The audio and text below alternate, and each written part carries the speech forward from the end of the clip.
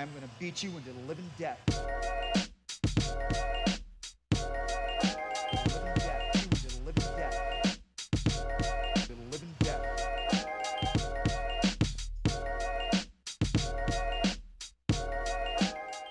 What's up, everybody? Welcome to the Walkout Network. It's your man, Ant Walker, here with the latest edition of the Living Death Show. I'm very, very happy to join you guys this week. As you can see, sitting beside me through the magic of StreamYard, I've got one of my old colleagues from the Body Lock. We were colleagues at Sherdog, I believe, briefly as well. I think we were there at the same time for a little bit.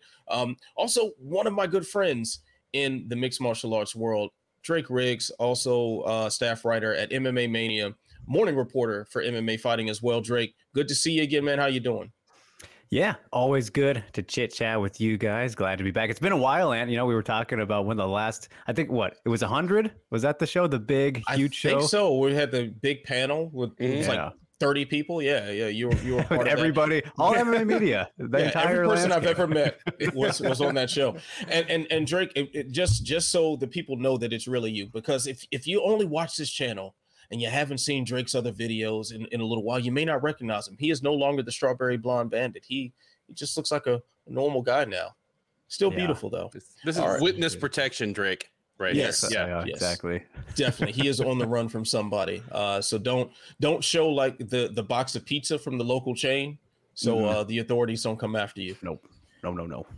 If you know, you know. All right. Now, of course, the two guys at the bottom of the panel, we know them very well, but we're going to introduce them anyway because we love them so much. First up is the jack of all trades who has mastered them all, the senior editor of Sherdog.com, and the big homie Ben Duffy. Ben, what's going on today, my man? I'm doing great, man. Good to see Drake again. Good to see you guys as always. Plenty to talk about this weekend there. Absolutely. And of course, the man who anchors the panel every week with the stats, the facts, the figures, and the numbers. He is the associate editor of Sherdog.com. Also, my good friend Jay Petrie. Jay, how you doing today? Not too bad. I feel like every intro segment we were able to like kind of slobber on the gas, but in many times we're like, oh, okay, I'm really happy to see Drake again. Drake and I go way back on Sherdog. Oh yes, we had some times in the trenches that I can't dare speak of. So I'm always happy to hang out with him. Waiting for the time that we're going to be able to do something. Maybe you can come out to the ABC conference in July in Vegas. Train up to be a judge or referee. Anyway, stat of the week. There's all kinds of stats to pick from. But since we want to talk about the big main event, I guess we'll talk about the whole enchilada. And I think the best number is 19. And why is 19 so dang impressive? Because Jon Jones hasn't lost in 19 fights officially. I know DQ, blah, blah, blah. But he is on a 19 fight unbeaten streak, which is something the likes of the UFC has never seen. And coming back to win the heavyweight title the way he did, keeping that streak going after the time away. We're going to talk tons about it, but 19, man. It's wild. It's just so wild. Yes, and even crazier to think like of those 19, what is it? 15 or 16 or something like that 15, are all title fights? 15 title wins. And he's beaten, I forget, 7 former champions or something like that. I don't have that number on hand, but it's a hell of a run. Yeah, that is a hell of a run to say the least. So before we get into any discussion about, literally the greatest fighter to ever do it, I think that's been solidified, and we'll go ahead and argue about that if anyone disagrees. But as far as the results of the main card period for the UFC, was this overall a win for the promotion? Are there any results that you think the company would have wanted to go differently? I think the UFC is probably pretty happy with the entire spate of results on the main card. Jones winning, win. Alexa Grasso winning, ding, ding, ding, ding. Like unexpected, pull the cash lever. You pull the slot machine thing and 3 little Mexican flags come up and a whole fucking ton of pesos come rolling out of that coin slot. Gamrot versus Turner, I think the UFC was fine either way. And obviously Bo Nickel shitting the bed as a minus 1,500 favorite would have been like pretty embarrassing. So, he at least held serve. Yeah. I'm looking at the lineup, and I can't think of a single result that I can be like the UFC looking at it and go, especially on the main card, and the UFC going, that's too bad, because we know the UFC kind of picks sides and has the A side and the one that that can financially benefit the company more. It is better for the UFC financially speaking, not anything else, that Shavkat Rakhmonov beat Jeff Neal. Not because Jeff Neal isn't a draw or anything like that, but because they have the 17-0 shiny foreign, all of the things they can throw at there and use that. Mateusz Gamrot, I think, helps more than Jalen Turner because of the UFC planning on going back to Europe and having more main event, co-main event names really helps. So Gamrot losing this one would have been tough. Bo Nickal, we're going to talk about him. And the Alexa Grasso, what an unexpected win for the UFC there, which is so crazy because you think that having this super dominant champion who Shevchenko at the time had more title defenses in a row than any other active champion right then, would be a big thing for the UFC. But for some reason, Grasso winning is a massive boost, boon, whatever for the UFC. And I don't know if I know why, besides the Mexican market thing, but you feel like they want to have a super dominant champion, right? Well, I mean, I think there is a certain level of diminishing returns with a dominant champion, depending on what their performances look like. If you're Anderson in his absolute best and you're front kicking people and you're pulling off these last second submissions and you're doing these things that are just custom made for a highlight reel, that's one thing. If you kind of go out there against competition that you should be just bulldozing and you just kind of go off like Anderson when he wasn't at his best during his prime, then it's a dominant champ becomes more of a boring thing. It becomes more of a hindrance. And when the best prospect for Valentina looked like a super fight against Amanda Nunes after she lost the belt and just got it back, and they've already fought twice and both fights were pretty pedestrian as far as entertainment value is concerned.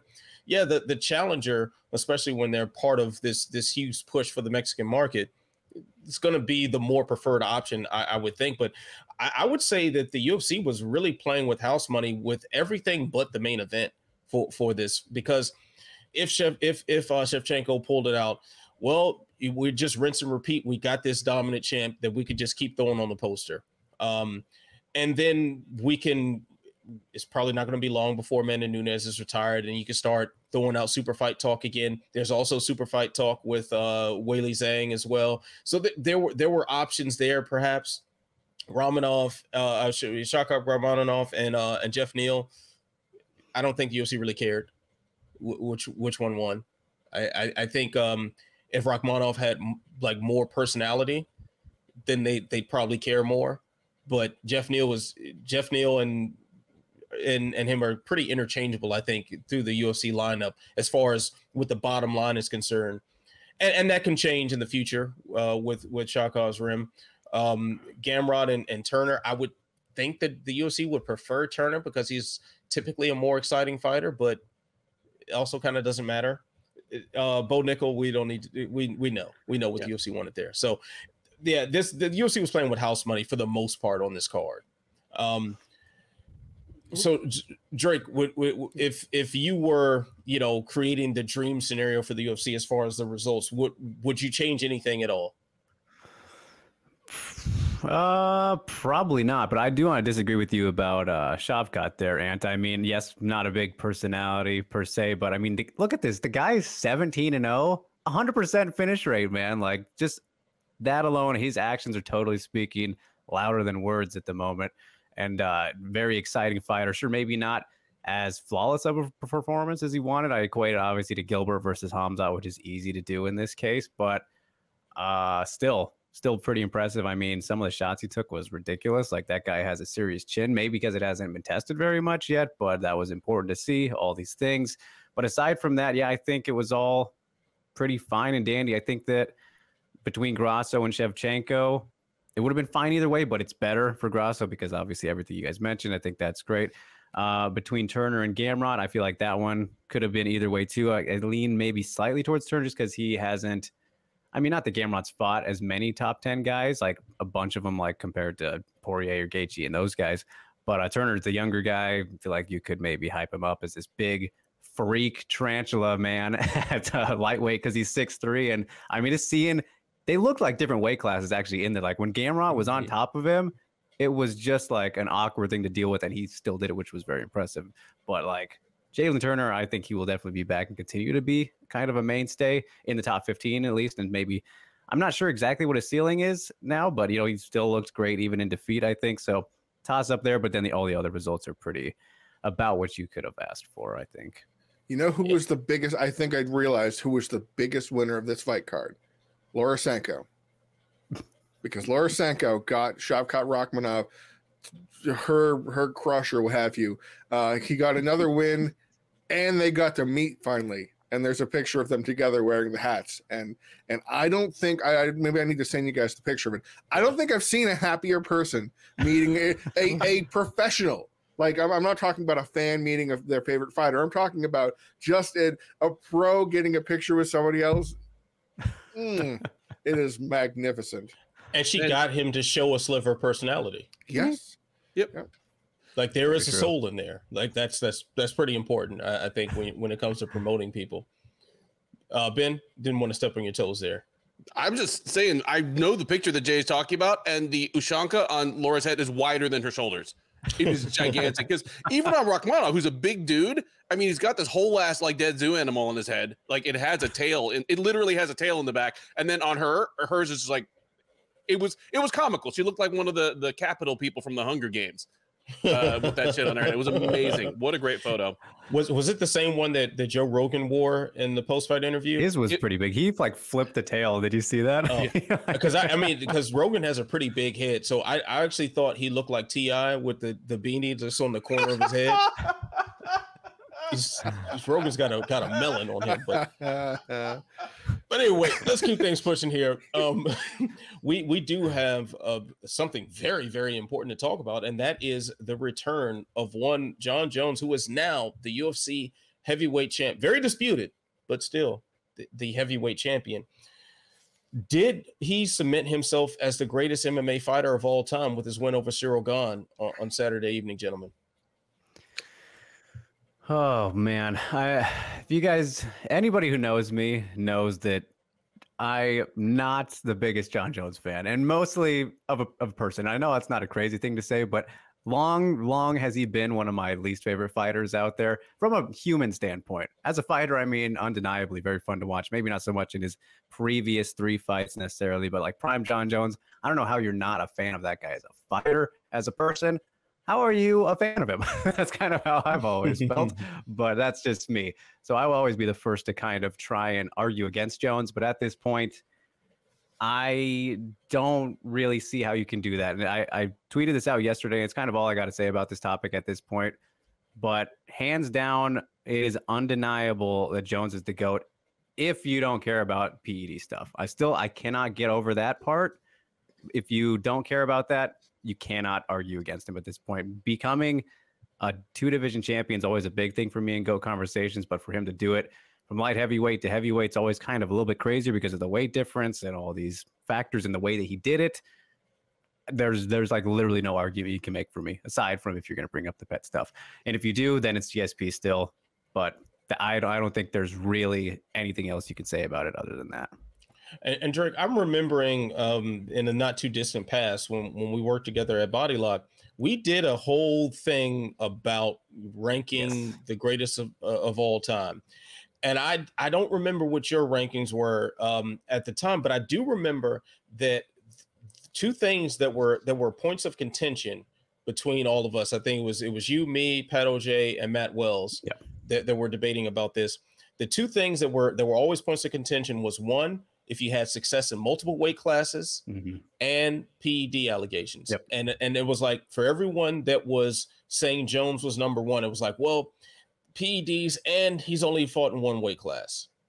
And GSP, so him and Silva weren't on my list because I was accounting for the stuff. Specifically about that. And for GSP being on all of our lists, and it was like the thing, if you had him at number 1, it was like, well, he did win the belt in 2 different divisions. and that was the thing that put him above DJ. It's like DJ fought for 135 pound title, and he never got in the UFC. So we were, you know, kind of butting heads on some things that I think just in one night, John Jones kind of swept away a lot of the arguments aside from the PEDs. Ben, Jay, did this create the end of the GOAT discussion in MMA?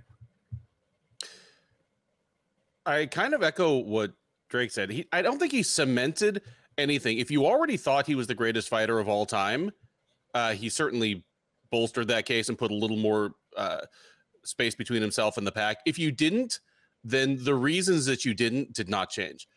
I will say this, going into this past weekend, Jones managed to get himself into a win-win situation because he could help his legacy, he could help his resume, but couldn't do much to hurt it. If he came in and just looked awful, there would have been multiple plausible explanations. Like, okay, he was never really meant to be a heavyweight. The time off cost him. He wasn't the same fighter. It much in the same way as George St. Pierre returning after, 4 years off in his case, up a weight class. Like the excuses were built in, even if Jones or St. Pierre wasn't going to use them. The narratives were there for people to excuse the loss, and they could still help themselves with a win. That was the situation, and he couldn't have done much better for himself. I mean, he walked through a top 3 heavyweight like he was wet tissue paper. Mm-hmm. I feel a little different. I'm going to split the difference here. I'm going to cut the baby down the middle. I don't think that's the right expression. I'm going to well, there it is. Thanks, King David. All yes. Right. So I always had GSP a number one. The accomplishments, the revenge. I mean, part of what I always felt that GSP's legacy was superior to others was that yes, he did lose, and yes, he kind of definitely sort of possibly tapped his strikes, but he also fought those 2 people that beat him and then beat them 3 times.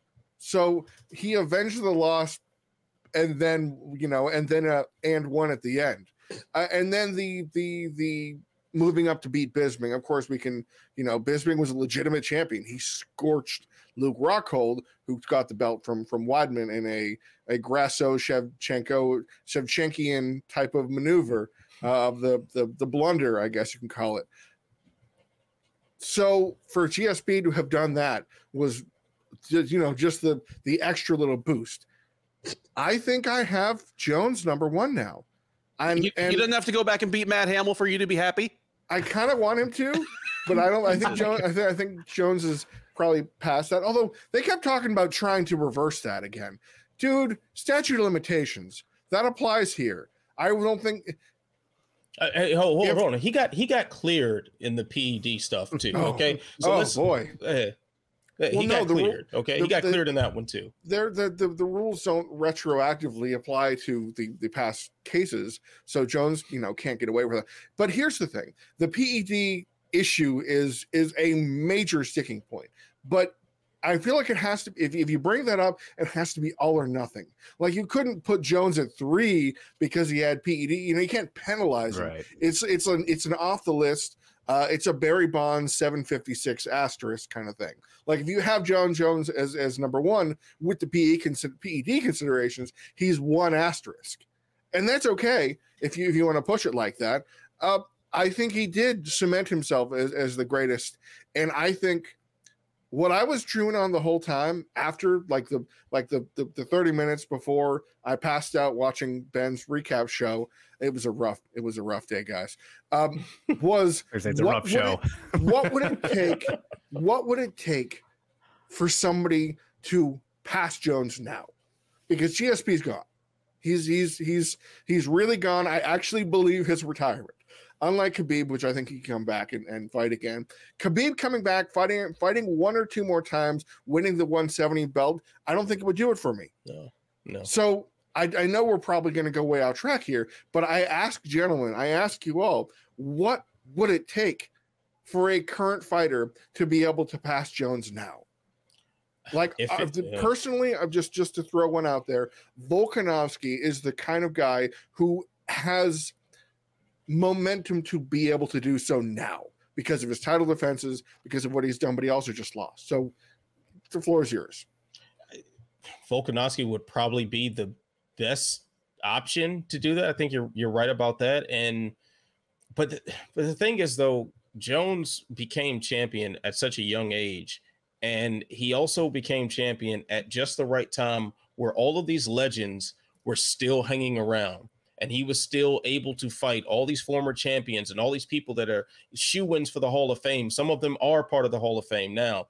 And even when he fought guys that were coming up from middleweight, like they were still some of the best names of all time in those divisions. Like his timing, I don't think could ever be beaten, at least not by anybody that's fighting right now that we're aware of. He defeated like 3 or 4 generations of champions. That's a very difficult thing to do, and that's not something that I see Volkanovski lasting long enough in his career to be able to do as well. And he'd be the closest one. I think until Adesanya's recently, even Adesanya would age out of that. He had a long kickboxing career before then, so he wouldn't have been able to, presuming that his body would fall apart like it tends to when you're doing this sort of thing for a living. Yeah, I don't think the person who's going to do that, we don't know who they are yet. I have the answer. And it's never going to happen. But Demetrius Johnson goes out there, beats Adriano Moraes in the trilogy fight, comes back to the UFC, has to win. Maybe let's start with the bantamweight title. Just that. You can make a case right there against whoever is the champion because it's going to be somebody solid. But let's say he comes back, steals the flyweight title back, which is much more likely or possible to happen. If he wins 2 belts, maybe even he could go for 145. It would be a lot that he'd have to do, but I think he would have to come back and win a UFC title. I think that the loss that you guys mentioned from Volkanovski hurts. Like for me to feel more good about saying he could do it is he's got to beat Islam like comfortably, clearly at least. Because even if you think that he didn't win that fight, which I did, and I still have to rewatch it, it wasn't like a blowout or you don't feel super comfortable saying I understand both ways, not a robbery. But I think if you look at all the fighters right now who are active, Demetrius, if he was to come back to the UFC and win UFC titles again, specifically at bantamweight is kind of the big one. I think that is when you can be like, all right, that's pretty impressive, especially considering his age. And it needs to be one of those dominant guys who's already in the conversation, right? Like that's what, hurts most. You mentioned Khabib, like he didn't have the crazy long runs and title reigns of GSP Jones. Right. Demetrius is the guy, in my opinion. Never going to happen. He's not coming back to the UFC. But if you want to say who can get on that Jones level now, I think that would be the case. Completely fantastical, obviously. Yeah. Otherwise, it takes a lot of conjecture. It's taking someone who's in their 20s right now, like Rakhmonov or Chimaev, and saying, okay, let's see him in another 12 or 15 fights. Yeah. What they've done. Yeah, I agree. Yeah, it's just the timing for Jones. It just can't be beat. There will not be, even now, if someone were to start, say that someone at light heavyweight were to start their run. Let's say Jamal Hill has this amazing run as light heavyweight champion. There isn't a Rampage Jackson equivalent in that division for him to beat to boost his case, or alongside a Rashad Evans counterpart, alongside a Shogun counterpart. Like all these vital components to the legend of John Jones, they don't exist at light heavyweight, specifically because John Jones beat them all. John Jones beat most of them into retirement. And the ones he didn't, how well has that win over Glover Teixeira in 2014 aged? Yeah, absolutely. Teixeira went on to accomplish more after that than before, even though he was presumably on his back 9 at the time. Like, I feel like he was like probably like bit of an anomaly, but just to go to Ant's point that he managed to get all these legends when they were at least near enough their prime that it wasn't just like a bunch of washed up scalps that he was ticking off names. Like just you line up the 20 greatest light heavyweights of all time and he probably beat like 12 of them. Yeah. It's ridiculous. Yeah, and that and just then does- and then you have the guys like the Volkanovskis where he's beaten Max 3 times. He's beaten Aldo. That's it, right? That's the champions that have existed at the 145-pound division in the UFC. And was Chad Mendez ever interim champ? No, he fought for it against He Conor. fought for- And Okay, yeah. Connor, but that we don't talk Yeah. about him because he's doing his own Yeah. whatever he's doing. And Connor's never going to fight at 145. So, again, that's not and Volkanovski, what it would take for Volkanovski to fight Connor would be a, movie. I mean, he doesn't even need that to bolster his case, though. I don't think. No, not at all. But it's more of a what else is there to, what Right. else can he do? Yeah. And it is. Jones is a product of his time that he had the ability to go on that run. Like we always talk about, like the most dangerous 5-fight run that a fighter can have. We talk about Shogun 05 and everything like that. But you look at, Jones's run of Shogun, Rampage, Machida, Rashad, Vitor. Where's the weak link in that? At that point in time, would Rampage be the weak link? He was just champion a year or two before. It's remarkable. I mean, I'm going to now channel our pal Keith Schillen. Bo Nickel, he's the guy who's going to do it. Okay, I'm back. He'll be 60 trying to do it. All right, so let's go ahead and keep things pushing here, because we do have to discuss the new reign of the heavyweight champion John Jones after defeating Cyril Gane in just remarkably easy fashion. Like, who do you think gives Jones trouble? We know we got Stipe possibly in July. Like, they're trying to look at International Fight Week for that if that becomes a thing. There's Sergey Pavlovich out there. There is Tom Aspinall. There are some names at heavyweight. What's his name? Curtis Blades comes to mind as well. There's some names out there. Which one of those names do you think gives Jones the most trouble? I love would this say question. Blades or Aspinall, a guy that just flat out in terms of his frame has a lot more like lean natural body mass, just muscle and bone mass than Jones, no matter what Jones does training wise. And there's no guarantee that Jones will have the better wrestling in his back pocket. Like, do we think that Jones will be able to kind of fold those guys into origami like he did Gane? There's no guarantee of that. And yeah, like I think it'll be one of the massive good wrestlers / grapplers that probably give Jones the most trouble. Is Like when and if Jones fights Stipe this summer, Jones probably gonna outweigh him by 15 pounds. is in terms of sheer wrestling, MMA wrestling, not wrestling credentials. In terms of MMA wrestling, is Curtis Blades a better wrestler than Daniel Cormier? Yes. I mean, Curtis Blades has the heavyweight takedown record by a mile. Like he passed Cain Velasquez years ago, which is actually something that people don't realize, is he is far and away from the pack with control time and everything like that. Like, do you think he can take Jones down for long? Judd, and to add to that, Blades has that style where it's not quite like Andrew Sanchez, is the famous example I always use, is the I am going so hard wrestling and attacking this position that I will wear myself out getting you down. Like it's what happened to him in the Volkov fight. This is a really tough one. Like I like Tom Aspinall, but I need to see him against a guy that one of the other guys and one of the other names to think that. Such a shame that Blades fight did not play out at all. Because that was such a big test that we would have got so many answers from that one. Probably about both guys, honestly, but more so Aspinall.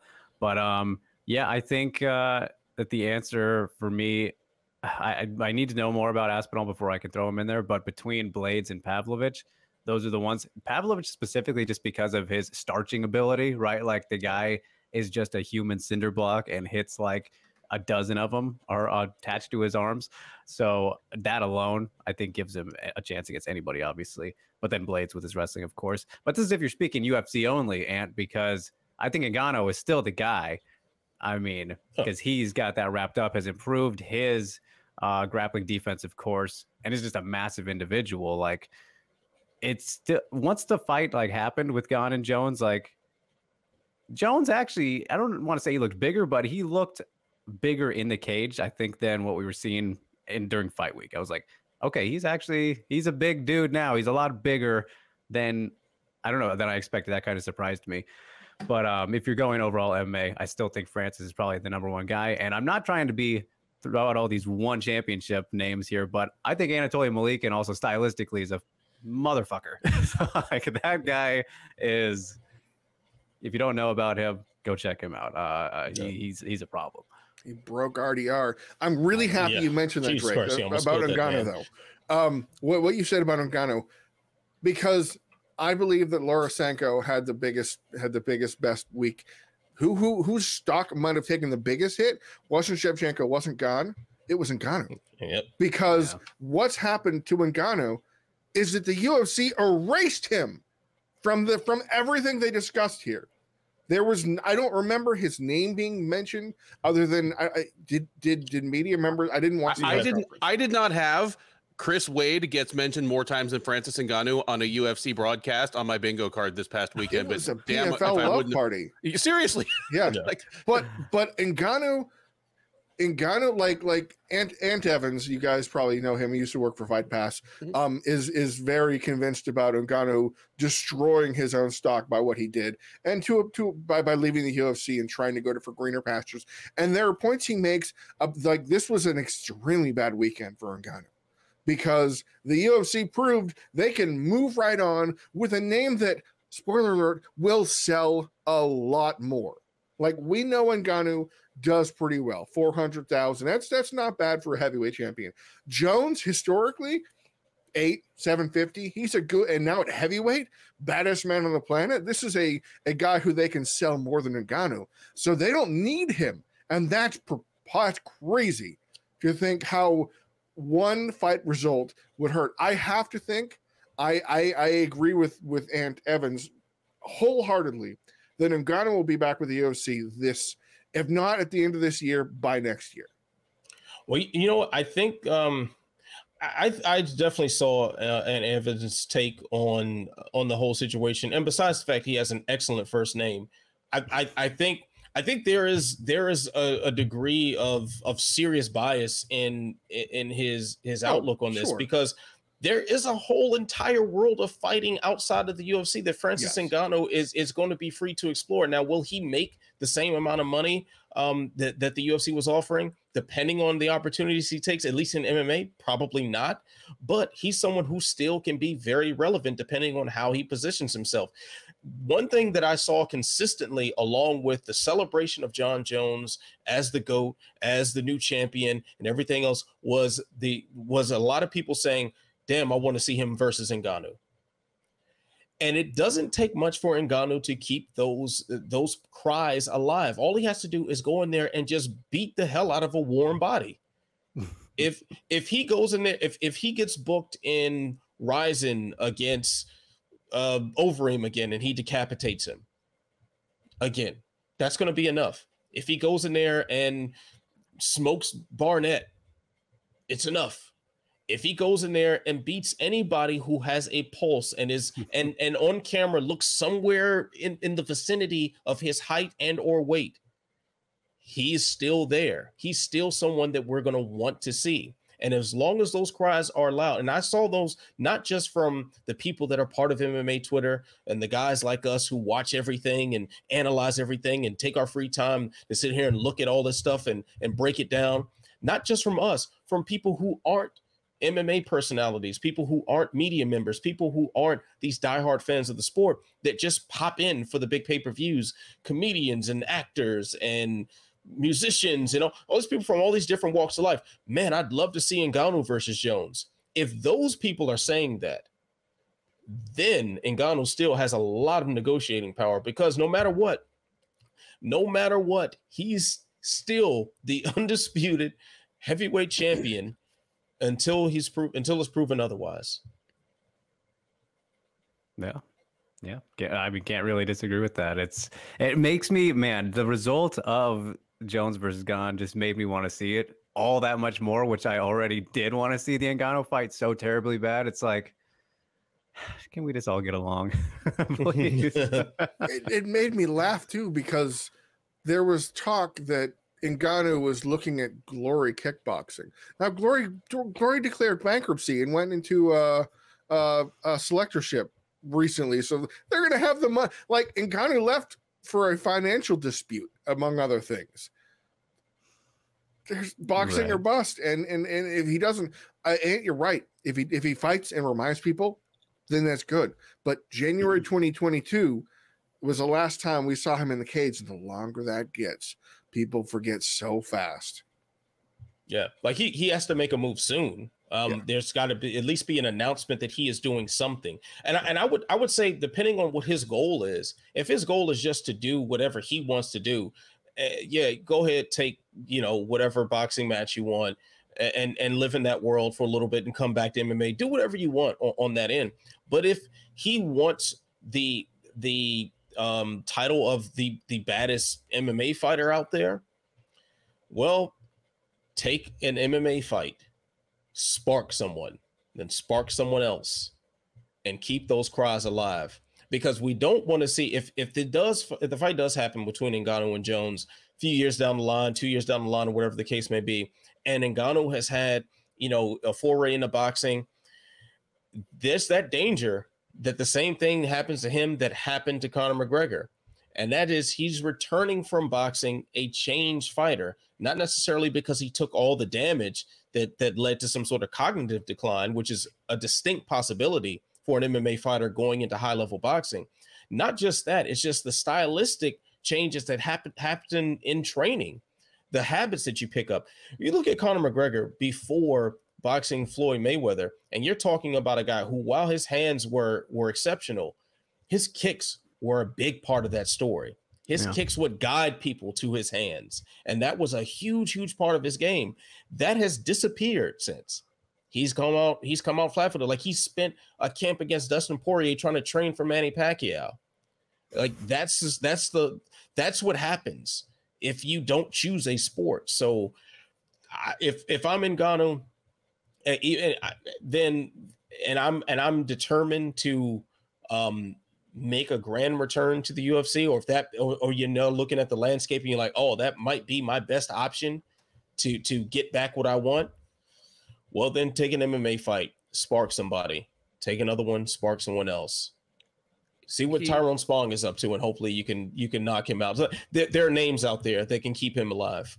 Well, there are names, and he really needs to find a partner or partners to work with him on the promotional end. I'm thinking of Fedor Emelianenko from 2007 to 2010, where after the dissolution of Pride, he did not reach terms with the UFC and had to have that couple of years bridge to keep himself in the discussion as the best heavyweight on the planet, because there was always that nagging thing, whoever the UFC champ is, the best heavyweight on the planet isn't in the UFC right now. And he found people that he could work with, Scott Coker, Tom Atencio, and got a steady diet of recognizable names from the UFC who were still in some sort of passable competitive form. I mean, hell, Andrei Arlovsky is still a borderline top 15 fighter 10 years after Fedor face planted him.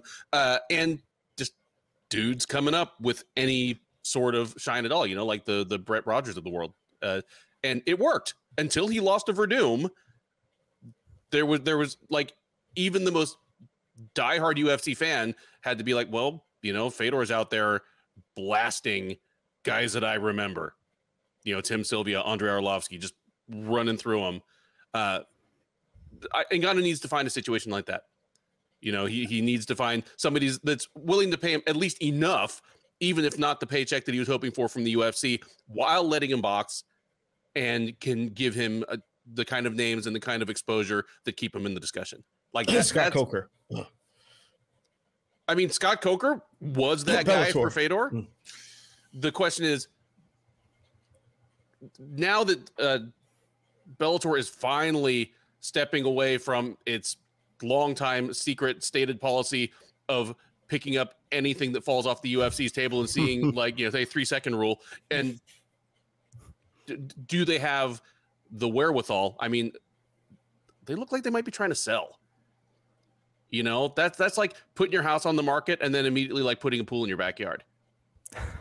Well, I mean, I think it's going to depend on what the end game is for Paramount. Like the UFC went through a lot of changes to boost the profile of the company when they were prepared to sell, before the Endeavor purchase. They did that purchase, that $4.2 billion purchase, on, quite frankly, some inflated numbers, because they just happened to have the right names at the right time, and they boosted sales, and that was enough to put that big price tag on there. Bellator could try something similar with a Francis Ngannou, and to have the corporate backing, to have a champion like Ryan Bader, who is mentioned in these pound for pound conversations, a recent light heavyweight and current heavyweight champion, a name that we recognize from the UFC. Like, this is there for the taking. And if Ngannou is already prepared to walk away from a lump sum of money from the UFC because he wanted other things and it wasn't just about the money, well, now it's time for Scott Coker to write him a smaller check than Dana was writing him. And he gives him the freedom to go and box. With a Showtime relationship, I think, will make things a lot easier on that end as well. This is it. This is it. Scott Coker and Bellator are it. Alternatively, one championship, if they want to put up the capital, they have enough cachet where they can, with an Amazon Prime deal, enough people will be able to watch it. But I think Bellator is a move. Trillions would be able to Trillions yes. Would be able to watch him like fight Rug. Yeah, seriously, Arjun Bowler's like the second guy he fights. Yeah, Brian Veras the third. But you know what? But those are all the warm bodies you need. Yeah. Like Ngannou already has this reputation as this hulking monster that if he touches you, you fall asleep. Right. So touch anybody and make them fall asleep. Jeez, we're Living Death Show episode 58, killing Ryan Bader.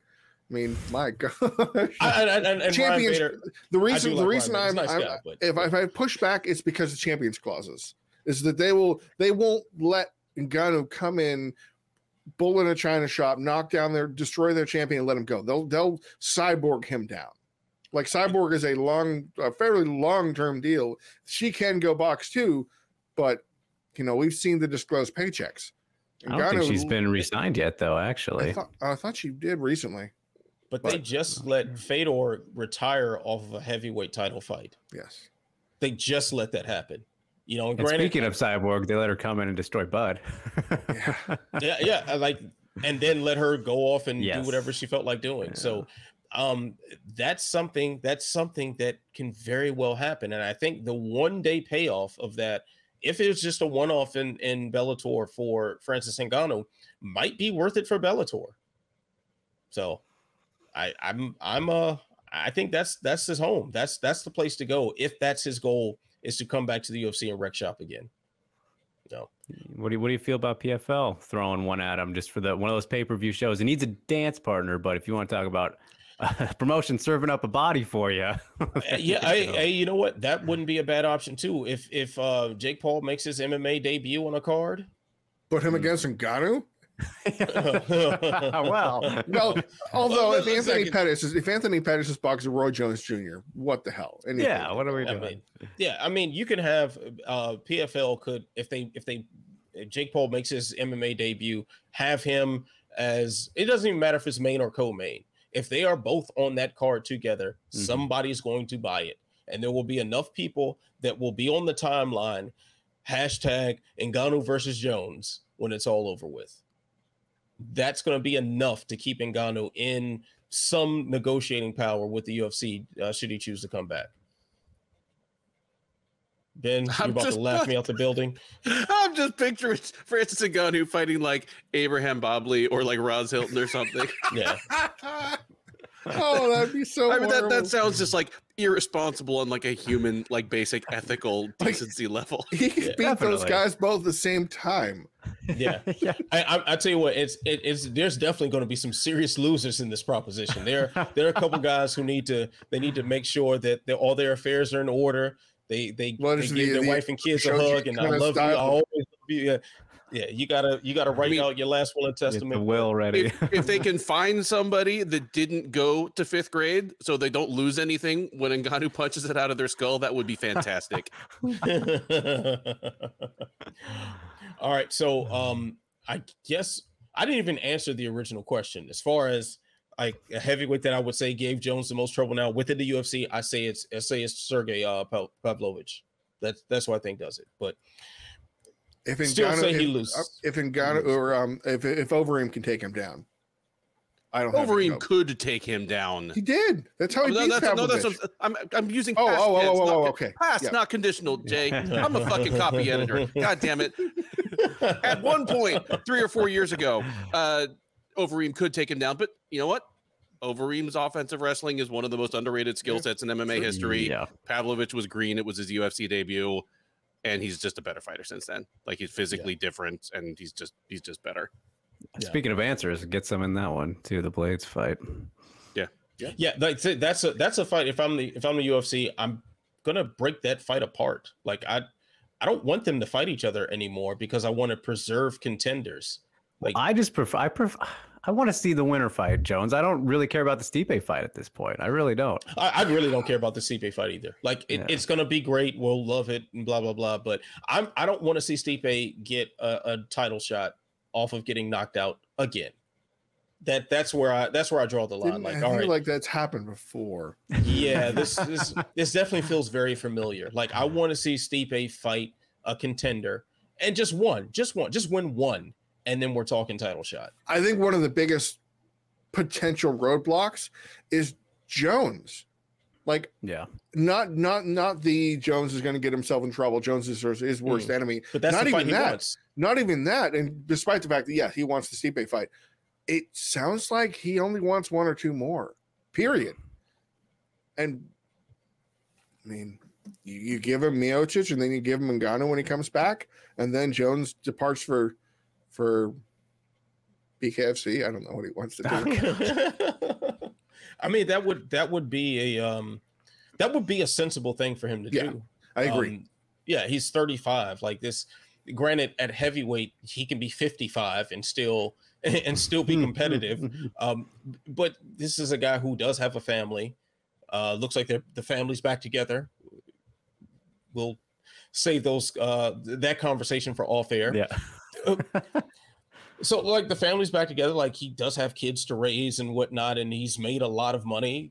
Yeah, that it sounds like you want to start thinking of an exit strategy at this point. So that makes sense for him. But if he chooses to stick around, there's a few guys that can you can put next to him and make it sell. So all right, fellas, let's move things on because we haven't even shown any love to the new flyweight champion, Alexa Grasso.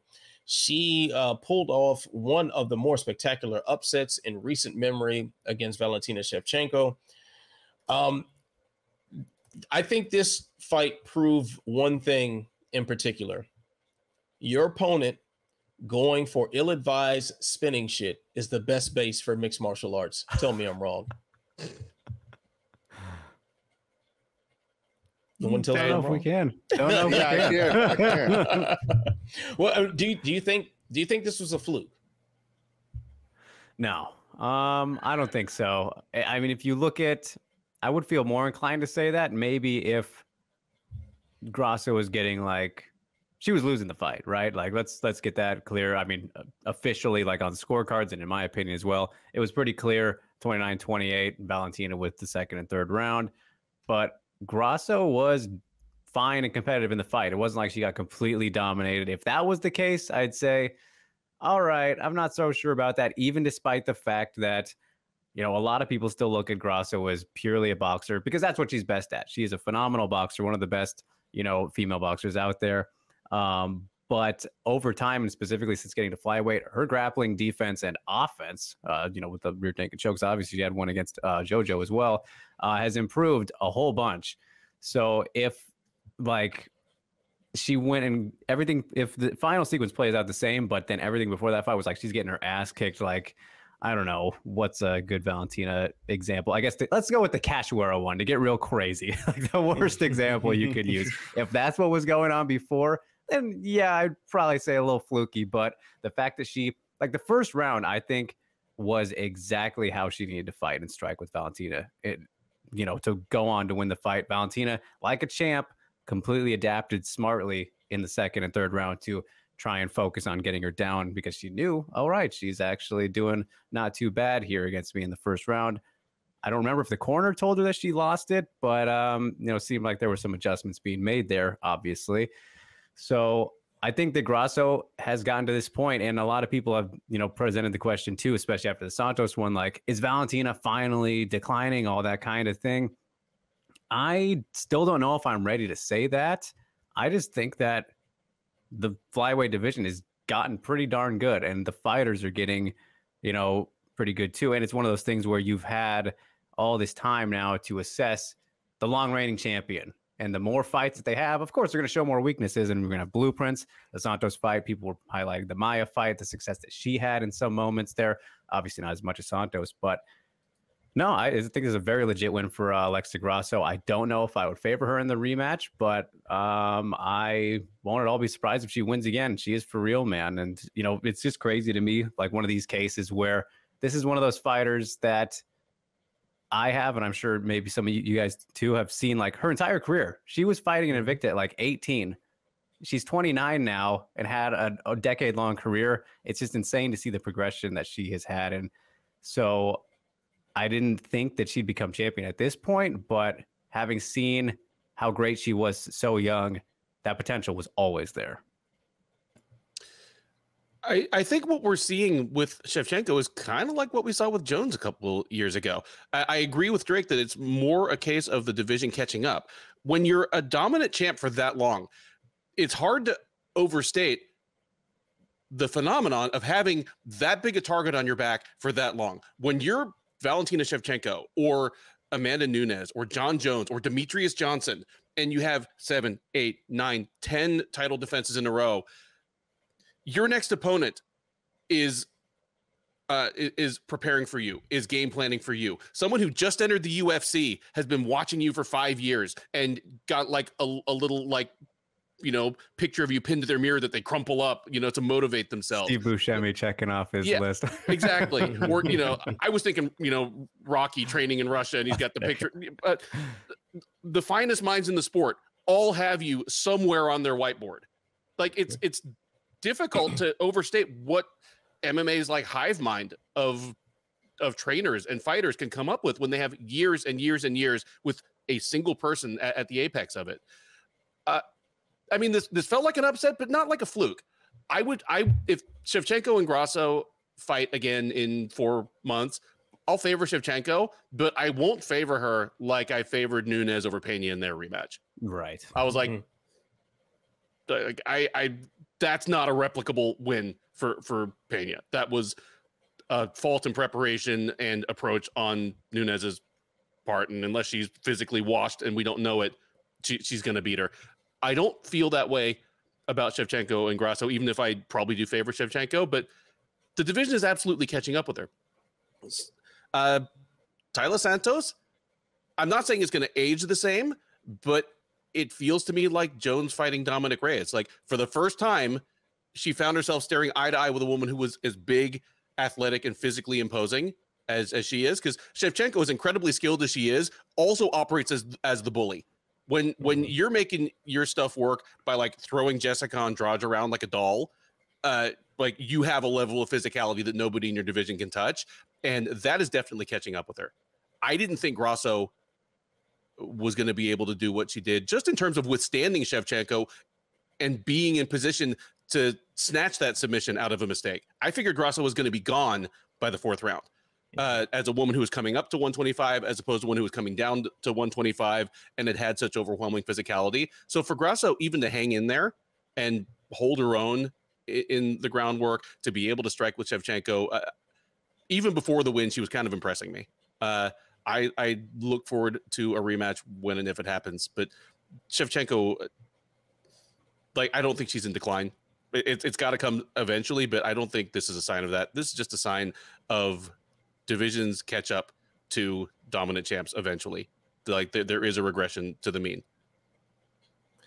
I'll only push back a little bit of the way, because I believe that when they rematch, because let's face it, the UFC is going to run it back. They do. They run every new challenger that faces a champion that has like at least, I don't know, 3 title defenses under their belt. They have to beat the champion twice to become the champion. It's stupid. It doesn't make sense. I would rather see Shevchenko fight somebody who hasn't fought to get that shot, and we could just for a minute have Grasso have a title run, because I favor Shevchenko across the board when they rematch. And it's not because of the success that Grasso had in the first round, which she had ample success. When I watched them stare down, I looked at them. You know, it's funny. We've seen Shevchenko fight Lauren Murphy. We've seen her fight Katlyn Chookagian. Women taller, and at least their frame was larger, if they weren't necessarily heavier. But I looked at the Grasso and Shevchenko. I don't picture Grasso to be a particularly large and imposing woman, and she was the same size as Shevchenko, which is very interesting because I always think of Shevchenko as not the hulking brute, but she always seems bigger than everybody else. Even Taila Santos, she was close. And that was interesting. I mean, she dwarfed Jessica Andrade, but whatever. Who doesn't? Yeah. I mean, that's no big deal. I see this not as a fluke at all. I don't know if you guys have seen the footage. Alexa posted the footage of her specifically drilling failed spinning strike back takes, of her doing that, of her dodging a spinning back kick, taking the back and dragging her down exactly as she did. It was miraculous. And it wasn't we're taping this on Friday, but pretending this. No, this is an old clip they show to show that she prepared for this exact moment. To me, this was this seriously, I said it before and I'm going to say it again. This was the Weidman Rockhold moment, because not only was Shevchenko up ahead, I had her up in the 4th round as well. I noticed that Grasso's striking wasn't on point as much as it was in the first round. She wasn't stinging Shevchenko like she did before. A lot of it was because, she was put on her back for, 8 minutes or something like that. And she just didn't have the same steam before. I saw Shevchenko riding out the fight. If she stood with her, if she got surprised, she'd take her down, because it was pretty easy. It wasn't, it wasn't no resistance, but this is what I thought the fight was going to be. And so for her to throw that spinning back kick in close proximity and get her back taken like that was this fight plays out 10 times. It wouldn't even happen 1 out of 10 times, but it just so happened to have happened right here and play out the way it did. And I agree. The division is catching up. Taila Santos, I had a snowflake's chance in her doing what she did, and I thought she beat Shevchenko as well. I knew the division was going to catch up. I just didn't think now. I didn't think this was going to be the one, because I looked at Grasso and Grasso's skill set, and I didn't see, what she presented to beat the champion. But I fear this will be, I say fear for lack of a better word, this will be just a speed bump. This will be Grasso. It will not be Grasso having a moment of new era. This is a speed bump. This is a Pena beating Nunes the first time. And I fear for Grasso in that she will be the footnote on Shevchenko's legacy, because of the UFC running this stupid rematch back instead of letting Alexa Grasso fight. Fill in the blank. At least put the rematch in Mexico and let Grasso have the homecoming moment. Like I would struggle to say that this was a fluke, although I'm with you guys on that. Like, Shevchenko was clearly winning the fight in my eyes until the submission. But I mean, the entire fight, and this is something that she's done a lot throughout her career, like, she throws a lot of spin stuff. She throws a lot of spinning back fists. She throws the spinning back kicks out. And I had the feeling, like, especially earlier in the fight, it was like she wanted to get her out of there with a spin move. Like, that was something she wanted to add to her highlight reel. Well, even if it's due to ill-advised strategy, like, if you're throwing out some technique and that technique gets you countered and finished, that wasn't a fluke. That was someone capitalizing off of a very clear habit that you have. And we saw her spinning around through that whole damn fight. And it just caught up to her at that moment. Now, in the rematch, will she be so sold on throwing some spinning technique? Probably not. Or maybe she'll have she'll have something else afterward, and she throws a spinning back kick, and then when it misses, she throws an elbow, whatever the case may be. But then it'll be an extra layer. It'll be an extra layer in preparation. It'll be an extra wrinkle. It'll be an extra habit for Grasso and her team to pick apart. So, yeah, this wasn't a fluke. Like this was a good win. Whether it can be replicated or not is another story. But she capitalized on a mistake. That doesn't make it a fluke at all, in my opinion. If you want the historical comparison, I saw it as Nunes versus Jermaine Durand to me until it became Weidman Rockhold. Like it was a very I'm not getting the best of it on the feed, but I can take it down and run the show here. Yeah, it's going to be tough. The rematch. Yeah, carry on. I'm with you on the rematch thing. Like just let another fight happen first. Let's not burn potential like rivalry matchups, and let's not just burn the bridges on some of these matchups that have turned out to be pretty exciting so quickly. All right, fellas. Well, let's very briefly here talk about the welterweight division. Shavkat Rakhmonov and Jeff Neal had a banger of a fight. Technically not a welterweight fight because Jeff Neal missed weight by a whopping 5 pounds. But do you think this will lead to Shavkat being fast-tracked toward a title shot by the UFC, fellas? No, because there's no such thing as fast-tracking at welterweight because of the logjam up top. That's I the would right answer. I would so very much like to see him fight Colby Covington. But Colby Covington isn't fighting anybody unless you're in court. So I don't know what the heck that deal is all about. I would like that, but I feel for the guy because what an annoying logjam there is ahead of him. Like, if Usman beats Edwards, they're going to make the quadrilogy match. Mm-hmm. It's just going to happen. So we now have welterweight theoretically tied up. I think I might favor Usman to not get head kicked this time and win it as well, which means we have the division tied up until November, December, maybe even February because of whatever. That's almost a whole year that this hot shot that they should be pushing is going to be waiting around for a title shot, and you can't make him fight Bilal. Don't do that to poor Bilal Muhammad. You can't fast track somebody with a logjam. So what do you do? Who does he fight? Gilbert Burns? I like what you're saying there about the whole logjam aspect, Jay. I mean, I was gonna say I don't think it's fast tracking at all, specifically because he should be at 5 now, right? Or 7 around there, because Neal was 7, right? I'm trying to remember the rankings that they had. Yep. So yeah, like I mean, just automatically he's kind of in that mix now. I mean, 17-0 again, just beat Jeff Neal, finishing all these guys. Yeah, it is kind of interesting. I feel like maybe the winner of Masvidal Burns. I mean, I feel like that's a fight Jorge probably isn't going to take no matter what.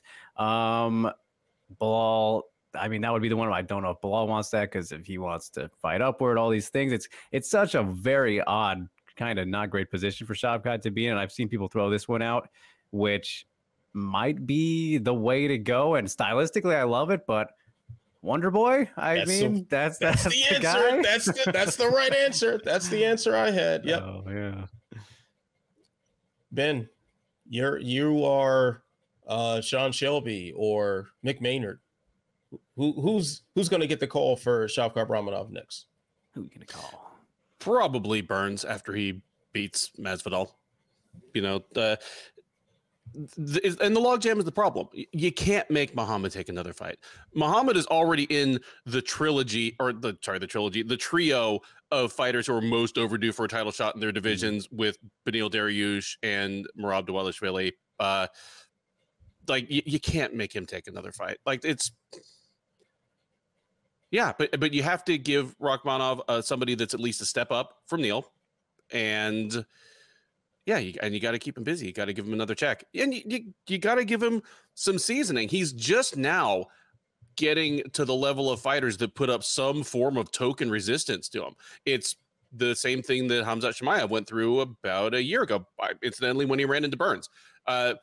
We got to learn things about Chimaev, and he probably got significant development once he ran into fighters where he actually had to go to his second and third option and had to like break it. I break a sweat. I mean, I feel bad being so dismissive of both of these guys' first couple of opponents in the UFC, but you don't know how they're going to react to adversity until they actually have some. And say what you want about Neil, and I'm as big a Neil booster as you'll find. Like, it was some ballsy stuff for Shavkat Rakhmonov to fight maybe the best pure puncher at 170 without his mouth guard for like 60 or 70 seconds. I'm like, dude, I can't believe it. And with like barely a semblance of boxing defense, just He was dropping down for like Mortal Kombat uppercuts. Oh my Lord. I was losing my mind watching his chin insane. wide up in the air, and he's just getting tagged head on the center line. Like, it was exciting. But I think watching that sequence in particular might make some of the guys at welterweight warm up to the idea of fighting him, because you see he can be hit. It's like we'll make another Rocky IV reference. Like, you see that he's human.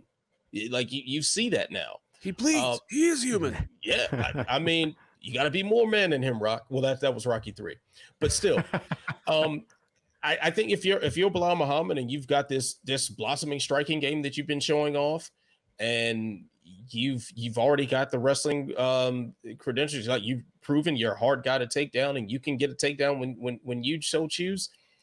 Maybe if you need that check, maybe you get that call about Shavkat, and you're a little more open to it now because you saw how much Neil could tag him up, and you figured you can meet him head for head on the wrestling. So I think that performance, as great as it was, and as much as he showed a lot of good things, the flaws that he showed might open the doors for someone to take that fight when they otherwise wouldn't have.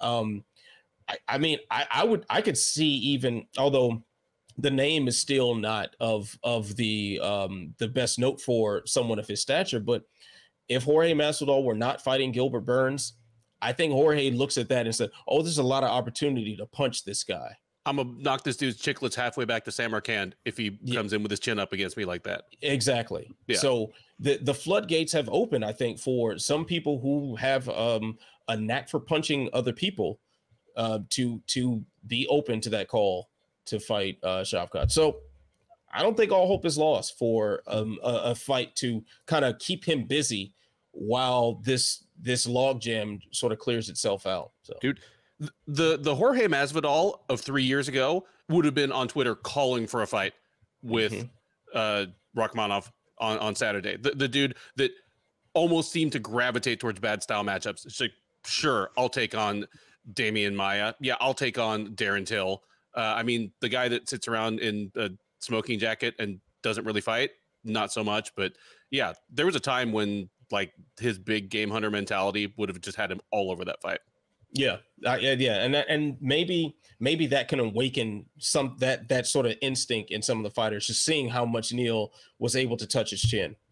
All right, fellas. Well, let's go ahead and put 10 seconds on the clock. We're about to move on to quick hits, and we're going to quiz you mofos. Now, let's see. Make sure I got the volume up. Yep, volume is up. Drake, I'm going to begin with you. Where does Gamrot fit into the lightweight contender landscape? Mateusz Gamrot, he's right in that mix still. I mean, only loss amongst the top guys is to Beneil Dariush. So, I mean, give him loser of Fiziev Gaethje, or you could do winner. I don't know. Kind of depends how you feel about that. All right. Not bad at all. Not bad at all. Okay. Jay, how long to Duplessis style gets him in trouble at middleweight? Every fight, this guy's going to be like, oh no, is he going to get knocked out? He is going to fight like that until he does get knocked out, but we're going to be saying it every single fight until then. Pretty much. All right, Ben, got one for you here. What's next for the future Ian Garry?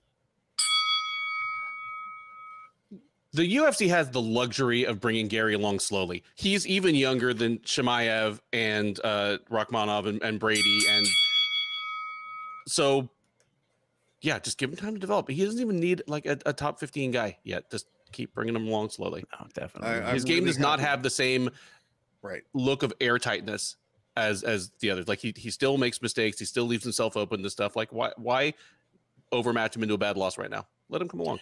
Do you think the UFC books him against the guy that tried to fight him in the parking lot at T-Mobile? We can only hope. That would be lovely. That would be quite hilarious. Like Kevin Holland's like, you can come fight him at my gym. I'll give him bus fare home. Yeah. Holland will be the guest ref. Jay, He'll get in please. on it too after Gary knocks him out. He'll be like, "Hey, let's do it." Jay, please ask me a question so I don't sound like a crazy person. Oh, I'd be happy to ask you a question so you don't sound like. I mean, your answer may still make you sound like a crazy person. Yeah, probably. Probably.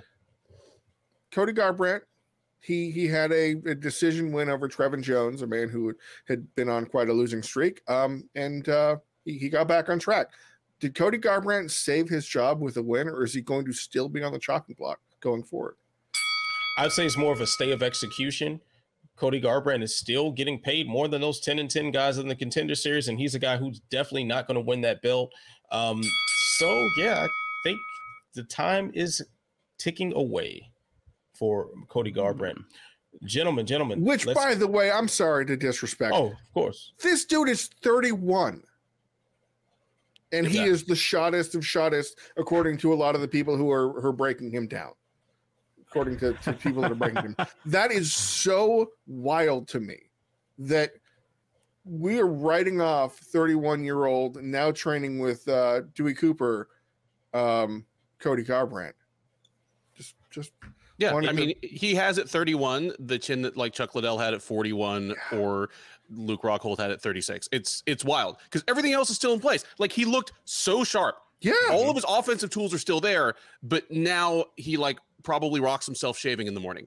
It's just, and it's a shame because as good as he is as a boxer, his style does need a little more chin than he has.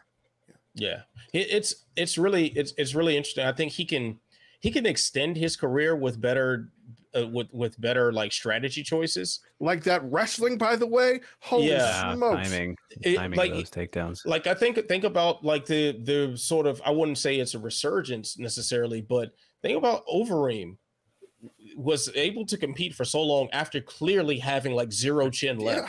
Yeah. Arlovsky and Overeem are going to be like they're going to be cornering Garbrandt next fight. Yeah, like that's Okay, six Like- strikes around, Cody. Six strikes around, not seven, not and eight. don't get hit. Yeah. Like tuck the chin. Like there are certain choices that he can make to prolong his career. But I think as far the way the UFC is moving financially, like is Cody Garbrandt's name on the card worth the money that he's paid now? Probably Right. not when you've got this rotator this rotating cast of tough guys and Contender Series guys willing to fight for, you know, their show money is a double whopper and their win bonus is a large soda. Like those guys are going to get bumped up on cards more in place of guys like Cody Garbrandt, who actually you have to write a real check to them. So and Garbrandt versus Horiguchi on New Year's Eve in Japan. Probably not. Oh, Garbrandt boy. versus Rafion Stotts for the Bellator title like 8 months from now. Cody Garbrandt right now is he probably had to block Dave Feldman's number. No kidding. Cody Garbrandt Dodson is the guy versus that would go Garbrandt. to BKFC before he would go to another fight promotion. But Dodson versus Cody. dude, new Dodson that actually, you know, is willing to throw Yeah. punches. Oh yeah. Not good. Yeah, not good, but I bet you that's where he lands. And Face down. we'll feel really disgusting as we watch it. So, fellas, we got one more question for everyone on the panel here, and we're going to talk about the cult of personality, I guess you want to say, of Bo Nickel. How will the UFC handle Bo Nickel after absolutely annihilating Jamie Pickett with quite the nut shot to takedown combo? Will he get a Veteran reasonable test next? Yeah, that was. I mean, I'm a Krav Maga guy, you know. That's top notch. Dundasso right there. Fellas, will he get a reasonable next test, or is he going to get thrown to the wolves sooner than later? I'm the wrong person to start this off. So I'm going to start this off, and you guys can be all pissed off at me because I call them Bo contest like this. If the Nevada State Athletic Commission were paying attention, this fight would be overturned upon appeal, which is being appealed. because of the egregious fight-changing foul that led to the change of position that ultimately led to submission. Bo Nickel will win that fight 10 times out of 10, but he struck him in the groin, and that happened. And I'm not mad. I'm just disappointed. Like, I feel like not just the groin strike, but the whole thing. I was fine on Bo Nickel, but I'm cooled off on him. I don't see him as a future champion unless the UFC slow rolls him. If he fights top guys, we're going to have an Aaron Pico situation. That was a name that came to mind when I was really like, man, Bo Nickel's only fought like 3 times before. He's on a UFC pay-per-view. Like, yeah, Aaron Pico came to mind. That Drake, sorry, didn't mean to step on your toes there, buddy. Yeah, no, I was gonna say I completely missed the nut shot, and I haven't seen any replays of this, but it was pretty bad. It's very obvious. It is. I don't know how I missed it. But, let's just say, I don't know how Keith Peterson missed it. He was beer and cigarettes, man. He was clouded. Jamie Pickett probably was not able to enjoy the attention of a young lady after the fight. It was that bad. It split the uprights, man. There was no knee. Knee, yeah. Okay. I mean, and it was like the leaned classic, up against the fence, bang. And like the knee hits, and he immediately did the instinctual close the legs thing and wince in pain, and next thing you know, which just so happened led to a knee tap. Yeah, right. Perfect. Interesting. Yeah, I'll have to definitely go see that. But either way, I think Jamie was probably going to lose that fight. And as for what we do next with Bo, I think 4 fights into his career, I will be pretty surprised if the UFC doesn't give him maybe a very, very slight step up, but around kind of the same type of fighter that, the same level Jamie's at. I think they'll definitely take their time with Bo, despite, maybe the hype and how good he can be in potential and personality, all these things that, there's a lot to like about him, but I can see a pretty slow burn with Bo. It feels like they do that with the actual talents, and then the ones that are more, marketable or representable, they'll fast track along. I'm not going to name names. You know who I'm talking about, though. But in this case, I think they'll take it a little slower. Yeah. Yeah, I mean, look at Mike Perry. When Mike Perry showed up and started knocking people out and having really inappropriate moments, they're like, well, let's just ride this train for as long as it goes. Like, there was less invested in him.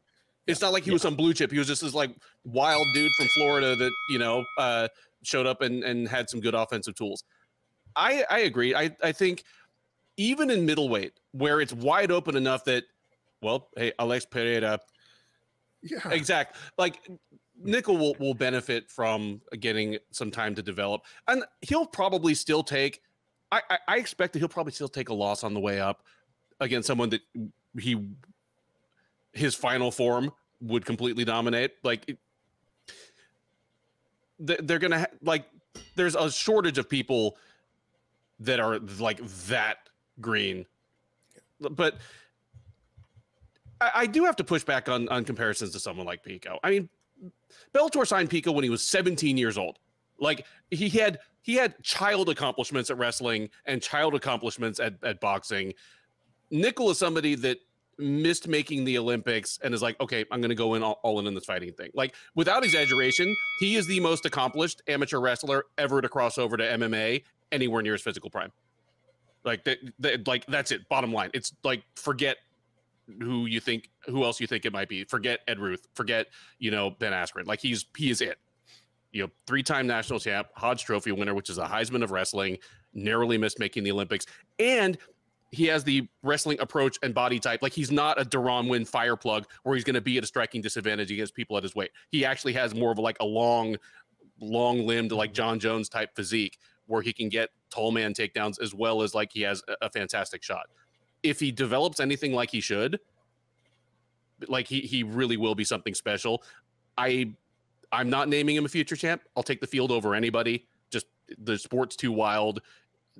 There's too many question marks, too many things in the air about any 27-year-old, but he definitely is like something special. And he came away from that fight with Pickett with some notes to take back, even aside from don't hit people in the nuts, so. I'm just concerned that he's 2 fights away from Kelvin Gastelum. Like that kind of thing. that you'd be like, "Ugh, I don't know if that's good to have a 6-0 guy against Gastelum.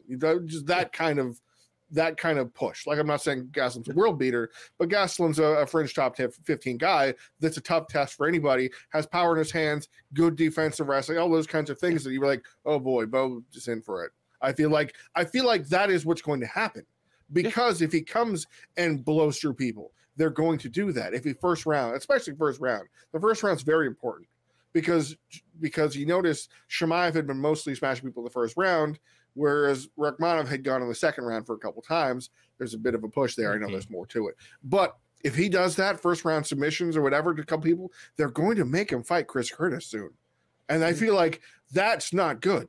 But that's probably going to happen, which is why I'm with Duffy that he's going to take a loss before the top. Yeah. And it won't be the end of the world. And then finally he'll get some breathing room and have to win 4 fights in a row before they give him a top 15 guy. Yes. You know, just like he'll like wipe the floor with Gerald Meerschaert for 2 rounds, then get guillotined in the third, you know, something like that. Yeah. All right, gentlemen. Well, let's move things along here to the greatest title segment in all of media history. I'm Not Surprised, Mr. Falcons, where we share something that surprised us or ironically did not since we last met. I'll start with you today, Ben. What's your I'm Not Surprised, Mr. Falcons moment this week? I don't think I had one today. Like I nothing surprised me. I'm at one with the universe. Oh, that's a despite it being terrible programming, it's a beautiful sentiment. Yes, indeed. You weren't even surprised by Cody Garbrandt sweeping the leg? That like Mortal Kombat sweep? Yes. That was pretty dope. That was pretty awesome. It was pretty cool. It almost worked. All right, Drake, what's your I'm Not Surprised, Mr. Falcons moment this week? So if it counts still, I know you guys mentioned, I think before we went on air, but the Rockhold signing with BKFC specifically, like I'm not as surprised about Alvarez signing, a little bit more surprised that he's fighting Mendez, but I don't know. I really did not expect for Luke's very short-lived retirement to end and then him to go into bare knuckle, despite everybody doing that these days. Maybe the fact that bare knuckle is able to get these guys and put these fights together is still continually perplexing to me ever since the beginning, and some of the research I've done into their organization and whatnot. But Luke seemed very determined to me from listening to him about getting into the celebrity bullshit and trying to fight the Paul brothers and whatnot. Not that I ever really believed that would have happened, but I don't know. I thought that like even Bellator would have been a more likely chance because of his history with Scott Coker. I didn't really buy into, PFL or ONE or any other MMA organization. That just caught me off guard. And against Perry, like, it's just so weird to me. That one, I shouldn't be surprised, but I was. And yeah, it's we'll see how it goes, I guess. But that one caught me off guard a lot. Yeah, that certainly threw me for a loop. Eddie Alvarez and Chad Mendes, is that matchup like, huh? So weird. And like Eddie Alvarez going to BKFC, like I guess I shouldn't be surprised. He's a guy who's always been a big boxing guy as far as MMA is concerned, and it fits him. But man, it's just maybe because I've been begging for him and Nate Diaz or him and Aldo's in the boxing world now. Maybe we see Alvarez and Aldo box each other. That I'll take it. Whatever. Set it up, Game Bread. Yeah, I know, right? Eddie's going to be the smaller guy in that fight. Eddie's going to, yeah. No, Eddie. I mean, the way Game Bread was booking boxers, like Eddie's going to end up fighting like Hassan Rahman or something. Just right. Like, what? Just something totally offbeat. All right, Jay, what's your I'm Not Surprised, Mr. Falcons moment this week? I'm Not Surprised, Mr. Falcons is courtesy of the latest season of The Ultimate Fighter, in that the UFC is trying so hard to get people to watch this PO. I mean, this wonderful show of everything that we've been just grown up on, and tough noobs are now the old veterans. By putting fighters on the roster like Timur Valiev and Brad Katona and Jason Knight and Austin Hubbard and Kurt Hollabaugh. Like, this is a very eclectic group, and they're really going for it. Season's going to put PFL out of business. That's what they were going to sign next year. Like, they're putting pictures up of like Conor in a cowboy hat. Like, this is the UFC.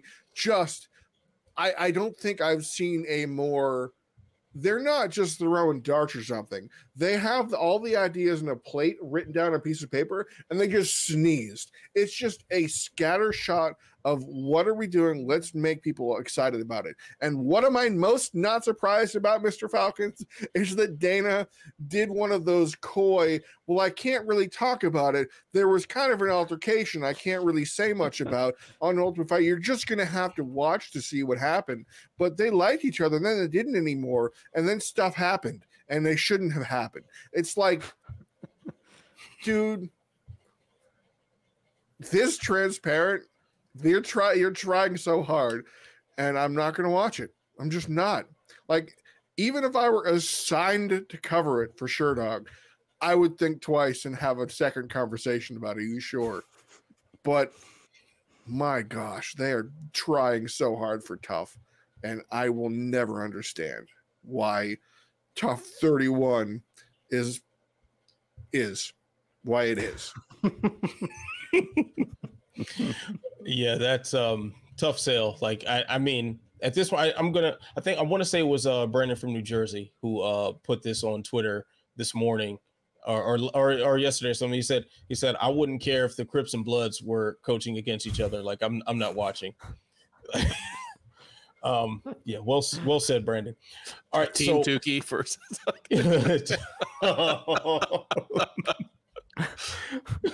I mean, at least the jersey colors would be real. The like, colors would straightforward. match, Right, right.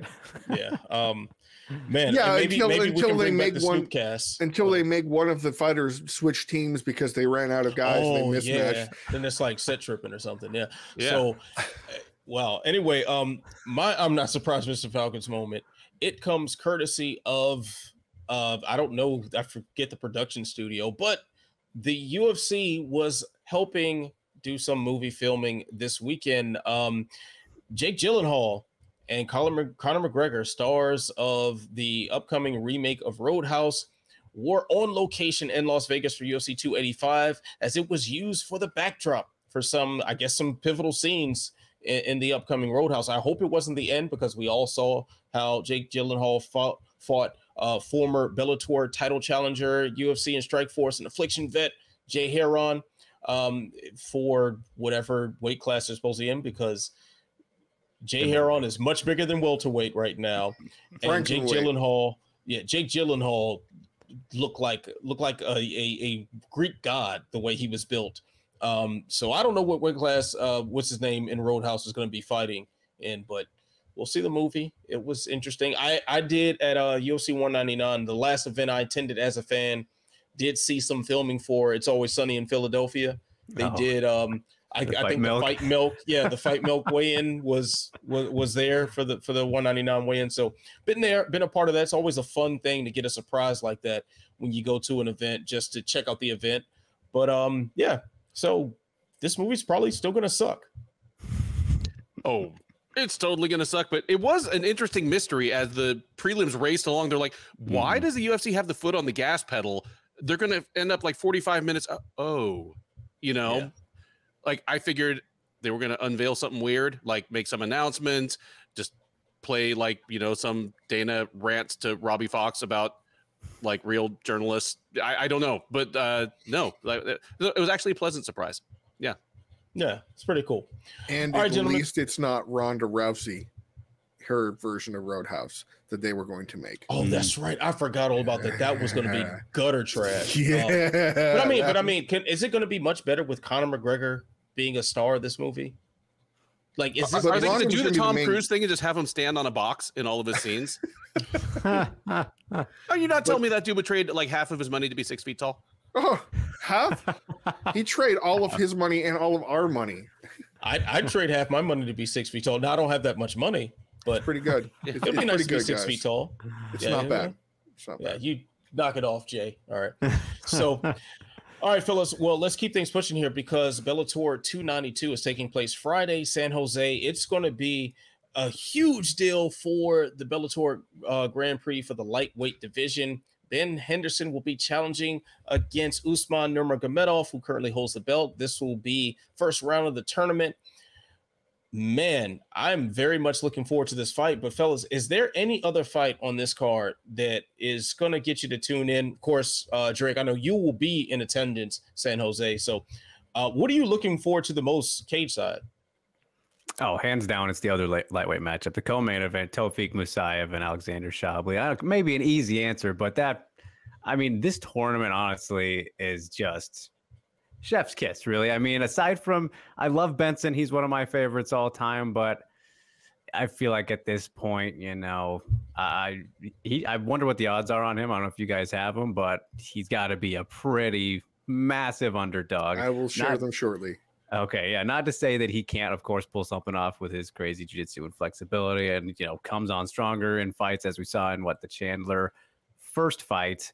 But yeah, I have long been a Tofik fan, of course, former Ryzen lightweight Grand Prix champion. Shabli is like might be one of two of the dark horses if you want to look at Barnawi. I think Primus is probably in the Henderson territory in terms of everybody. But yeah, Tofik, just such an entertaining guy. Shabli, dark horse, and just how they match up, like fascinating one. That's like maybe the best fight of the weekend. All right, Ben, any particular matchup that you want to highlight here? Drake already jumped on the other most important fight on the card by far, with the added bonus that it should be a whole hell of a lot of fun. Outside of that, there is a lot of popcorn on this card. Like Michael Page versus Goichi Yamauchi should be incredibly fun. Valentin Moldavsky versus Linton Vassell. I mean, heavyweight number Linton one Vassell, contender fight too. Yeah, and heavyweight Linton Vassell. If his long and meandering road ends up with him, like fighting for, like, let alone wearing a Bellator heavyweight belt, that would make me super happy. He's an awesome dude who just wasted far too much of his career making light heavyweight, in defiance of all physical laws that govern the universe. Yeah, so I mean, gun in my head, it's Page versus Yamauchi. Like, something wild is going to happen in that fight. All right, Jay, what about you?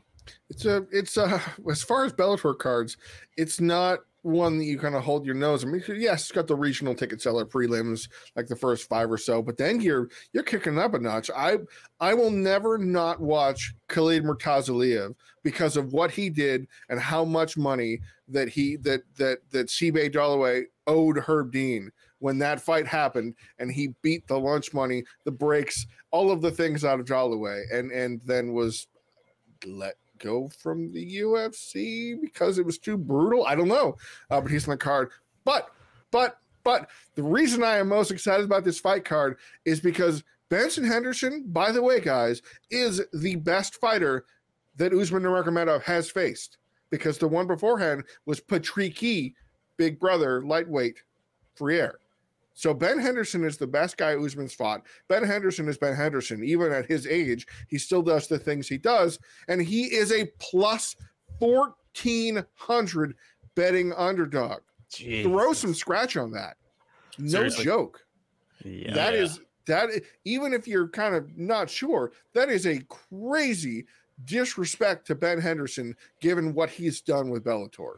He's one of the hardest to finish fighters in history, and has a history of winning split decisions. Yeah, he's a split decision away from winning the title. And I'm going to go out here, and it is now Monday, May 6th at 5:45 p.m. Eastern time. Ben Henderson's going to win the title. He's going to be the champion. I would. And then everybody's going to be so mad. People are going to be so like, you have no idea how angry people will be after Ben Henderson wins the title, dude. Because there's not necessarily, he might not necessarily win it, but he'll win the title, if you know what I mean. I would absolutely love to come back here next Monday and discuss where Ben Henderson lies in the all-time lightweight rankings. I would love to have that conversation, because that's a name that doesn't get mentioned enough in that discussion, and it would force that conversation. So I'm very much looking forward to that main event. As far as some of the other fights, I mean, of course, you guys know MVP fighting anybody, sign me up. Although this guy isn't a cab driver, still, he's a real fighter. So yeah, someone is getting finished here. This is almost guaranteed to be a finish, which means we jinxed it and it's going to be boring. Yep. Yes. But Enrique Barzola and Eric Perez just is going to be a sloppy fun fight. That's going to be foolishness. Sign me up. So I'm very much looking forward to some fights on Friday night. Gentlemen, Saturday though, the UFC is offering a Vegas card outside of the Apex Center. Gentlemen, why is the UFC not at the Apex Center despite being in Vegas and this not being a pay-per-view? I don't know, but I'm so happy. Like the return, I don't give a damn what they call it now. They're going to the joint at the Hard Rock, which was just for a long time one of their standbys for fight night cards in Vegas that were not of the level that they could stick them in the Thomas and Mack Center or the T-Mobile Arena. Like, why are they doing it? Because they can sell 5,000 tickets. Why wouldn't you do that? Like, why would you stick them in front of 275 people in the Apex if you've got a place in town that has that theater feel? Like, it's gonna feel live. It's gonna have a big event feel. You know, the joint at the Hard Rock is kind of where they graduated to after the Pearl at the Palms they outgrew it. You know, that place seated about 2,000. The Virgin Theater, whatever, seats about 4,500. I bet it's going to be packed, even if, you know, they make the tickets affordable and stop just short of papering. And I just would much rather watch these fights because it is a high stakes fight night card. On paper, one of the best in a year or two. Yeah, give me fans. Yes, please. Yeah, I mean, you've got Peter Yan, former champion. You got Merab Dvalishvili, a guy who should be fighting for a title. You probably can sell some tickets for this one. And if they didn't want to squeeze in, if they wanted them to be a 5-rounder and they didn't want to, you know, they didn't want to obviously make this a pay-per-view main event. They couldn't do that. But yeah, it makes sense to bring some fans in for a fight of this magnitude. So yes, please. This needs to happen more often. Get out of the Apex Center every week, please. The scheduled headliner from 2 weeks ago, Krylov versus Spann, is going to come in third here. And it wasn't a bad fight night headliner. Like that's how good this card is. Yeah, this is a legit fight night offering, and which is so funny because how we've been dumping on the past cards, and for good reason. You know, they've you know, when we're talking about, oh wow, the only 2 ranked fighters in the card are in the main event and they're not fighting in their division. You know, that kind of nonsense or something like that. But this is the theater at Virgin Hotels is where PFL is going to start its season 2. So this is we're open for business. We're taking fights now, and I like that. I like another good venue in Vegas that's going to be able to take fights. I think that's going to be a lot of fun. This fight card has a lot to offer, but guys, I don't know how it happened. I don't know how he lucked or fell into it, but Alexander Romanov lost into a bigger, tougher fight. Like, this is a guy who lost to Marcin Tybura and is now fighting Alexander Volkov. And I don't know, but this is going to be a very funny, silly fight. It's a silly heavyweight fight and not a sloppy walrus slap fight. I don't know what's going to happen. I don't know what's going to happen. Right. I don't know how it's going to play out, but it's going to be silly, and that's what I'm here for. I just want to see Volkov get thrown at least once, just to see his body fly. You'll see him get thrown once, at least. Absolutely.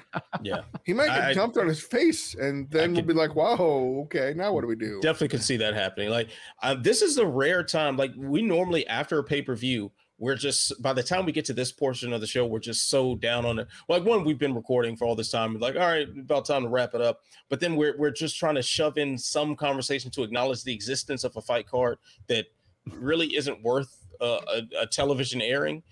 But this is a time where I don't feel like it takes away from UFC 285 to talk about the next week of fights, because some pretty good fights on this card, and just the headliner alone means a whole lot for what's perhaps the most talent-rich division in the UFC at bantamweight. So I'm very excited for this. The world, Ant.